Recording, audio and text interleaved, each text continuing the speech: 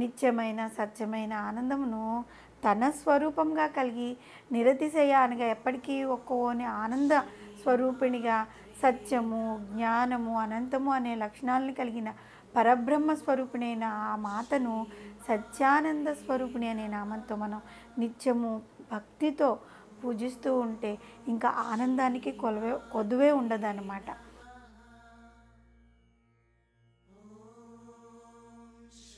శ్రీమాత్రే నమః. శ్రీ లలితా సహస్రనామంలోని 646వ నామము సత్యానంద స్వరూపిణి. ఈ నామానికి అర్థం ఏంటి అంటే సత్య అంటే ఎల్లప్పుడూ సత్యమైన, ఆనంద అంటే ఆనందమును స్వరూపిణి, తన ఆనంద స్వరూపిణి అనమాట. తన స్వరూపముగా కలిగినది అంటే ఆనందమే తన రూపంగా కలిగినది. జగన్మాత లలితా త్రిపుర సుందరి నిత్యమైన సత్యమైన ఆనందాన్ని తన స్వరూపంగా కలిగి ఉంటుందన్నమాట. ఆ తల్లిది నిరతిశయ అంటే ఎప్పటికీ వడిలిపోని ఆనందము అన్నమాట. ఎప్పుడు అసలు ఆమె ముఖంలో చిరాకు కానీ బాధ కానీ అలాంటివి ఏవి ఉండవు అన్నమాట. తైత్రీయ ఉపనిషత్తు ఆ తల్లిని సత్యం జ్ఞానానందమయం బ్రహ్మం అని వివరించింది.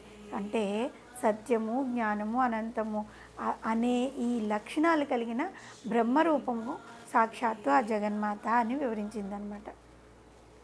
ఇక మానవుల విషయాన్ని కనుక మనం గమనిస్తే ఒక మంచి విషయాన్ని విన్నప్పుడు కానీ, మనకు కావాల్సిన పదార్థాలు మనకి దొరికినప్పుడు కానీ, అత్యంత ఇష్టమైన వాళ్ళు మన దగ్గరికి వచ్చినప్పుడు కానీ మనకు ఒక రకమైన అపరిమితమైన ఆనందం కలుగుతుంది కదా. ఆ ముఖంలో ఆనందం వెలిగిపోతుంది అన్నమాట. అంతలోనే మనకు నచ్చని విషయాలు ఏదైనా చెడు వార్తలు విన్నప్పుడు ఆ ఆనందం అంతా ఆవిరైపోయి వెంటనే ముఖంలో ఒక విషాద ఛాయలు వచ్చేస్తాయి. అందువలన మనకు కలిగిన ఆనందం ఎప్పుడూ నిత్యం కాదు, అది సత్యము కాదు, అది ఎంతో తాత్కాలికమైనది అన్నమాట. కానీ జగన్మాత యొక్క ఆనందము ఎల్లప్పుడూ ఉంటుంది, నిత్యము, అది సత్యం కూడాను, నిరతిశయము మోక్షదాయకము. అలాంటి ఆనందం అమ్మవారికి ఉంటుంది. ఎక్కడ ఒక వస్తువు లేదా పదార్థం తన యొక్క రూపం నుండి మార్పు చెందక సదా నిత్యమే ఉంటుందో, ఏదైనా ఒక వస్తువు దానికి మార్పు అనేది లేకుండా ఉంటుందో అది ఎవరు అంటే అదే కదా సత్యము. ఆ సత్యమే అమ్మవారు. ఇది ఈ కాలంలో ఉంది, ఆ కాలంలో లేదు అని కాకుండా సర్వావస్థ సర్వకాలాల్లోనూ ఆవిడ ఉంటుంది.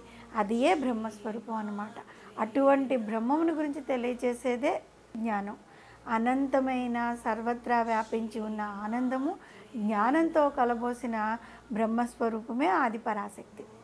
అలాంటి స్వరూపాన్ని మహాకవి అయిన పోతన ప్రహ్లాదోపాఖ్యానంలో ఏమని వర్ణించారంటే, హిరణ్యకశిపుడు ప్రహ్లాదుడిని ఎక్కడున్నాడు చూపించు నీ హరి, ఎక్కడున్నాడు, ఈ స్తంభంలో ఉన్నాడా, ఎక్కడున్నాడు అని పదే పదే అడుగుతాడనమాట.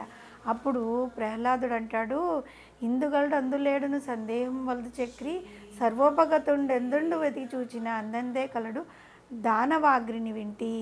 అంటే ఓ తండ్రి, ఇక్కడున్నాడు ఇక్కడ లేడు అనే సందేహం నీకెందుకు వస్తుంది? పరబ్రహ్మ స్వరూపుడైన శ్రీ మహావిష్ణువు ఎక్కడ వెతికితే అక్కడే ఉంటాడు. అదే ఈ జగన్మాత యొక్క నిత్య సత్య జ్ఞాన స్వరూపము. అక్కడ మనం ముందు నామాల నుంచి చెప్పుకుంటూ వస్తున్నాం కదా, విష్ణుమూర్తి వేరు అమ్మవారు వేరు అని కాదు, ఇద్దరూ ఒకటే అని. అన్నా చెల్లెలు కదా, ఇద్దరు ఒకటి, ఇక్కడ ఉన్నారు ఇక్కడ లేరు అనే అపోహలు వద్దు. ఎక్కడ పడితే అక్కడే ఉంటారు వాళ్ళు. మానవుని యొక్క శరీరంలో నెలకొని ఉన్న 5 కోశాలైన అన్నమయ కోసము, ప్రాణమయ కోసము, మనోమయ కోసము, విజ్ఞాన కోసము, ఆనందమయ కోశాల్లో ఆఖరిదైన ఆనందమయ కోసం ఉంది కదా, అందులో వసించి ఉంటుంది అమ్మ. అన్నిట్లోనూ ఉంటుంది. ఆనందమయ కోశంలో ఉండేది అమ్మవారు ఆనంద స్వరూపిణి అయి ఉంటుంది. సత్యానంద స్వరూపిణి అయిన జగన్మాత అక్కడ వసించి ఉంటుందన్నమాట. బ్రహ్మము ఆధారంగా కలిగి కర్త కర్మ భోక్త భోగ్యములంటూ లేని నిర్విశేషమైన పరబ్రహ్మ స్వరూపము సాక్షాత్తు ఆ జగన్మాత. సత్యము ఆనందమయములతో కూడి ఎటువంటి వికల్పములు లేనిదే చిదానంద స్వరూపిణి అయిన జగన్మాత. మనకి ఈ లోకంలో లభించే ఆనందాలన్నీ కూడా నిత్య సత్యములు కాక మామూలుగా లౌకికమైనవి. అశాశ్వతమైనవి కూడా. అటువంటి సుఖాలను తాత్కాలికంగా సుఖములను కలిగించిన తర్వాత అవే సుఖములు మనకు ఒక్కొక్కసారి దుఃఖహేతువులుగా కూడా అవుతూ ఉంటాయి. అందుకు విరుద్ధంగా జగన్మాత సకల సిద్ధాంతాలకు శక్తి స్వరూపిణిగా ఉపనిషత్తునిచ్చే జ్ఞానశక్తిగా ఇక్కడ అభివర్ణించబడుతుంది. వీటి అశాశ్వతమైన సుఖాలు వేరు, అమ్మవారు వేరు. అమ్మవారికి ఉండేది నిత్యము కలిగిన ఆనందమయ రూపిణి. ఆ ఆనందము తరిగిపోనిది అన్నమాట. నిత్యమైన సత్యమైన ఆనందమును తన స్వరూపంగా కలిగి నిరతిశయానిగా ఎప్పటికీ ఒక్కోని ఆనంద స్వరూపిణిగా సత్యము, జ్ఞానము, అనంతము అనే లక్షణాలను కలిగిన పరబ్రహ్మ స్వరూపిణైన ఆ మాతను సత్యానంద స్వరూపిణి అనే నామంతో మనం నిత్యము భక్తితో పూజిస్తూ ఉంటే ఇంకా ఆనందానికి కొదువే ఉండదన్నమాట. ఆనందానికి కొదువు ఉండదు అంటే ఏంటి? మనకి కావలసిన ఈ లౌకికమైన కోరికలన్నీ తీరుతాయి. ఆ తర్వాత వాటి మీద మనకి విరక్తి చెంది అశాశ్వతమైన ఆనందాని కోసం మనం కోరుకుంటాం. అశాశ్వతమైన ఆనందం అంటే ఏంటి? సాక్షాత్తు ఆ జగన్మాత.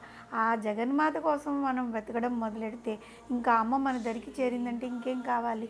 నిత్యానందం. అక్కడే మనకి ఆనందం, మొత్తం నిత్యము ఆనందం మనకి లభిస్తుంది.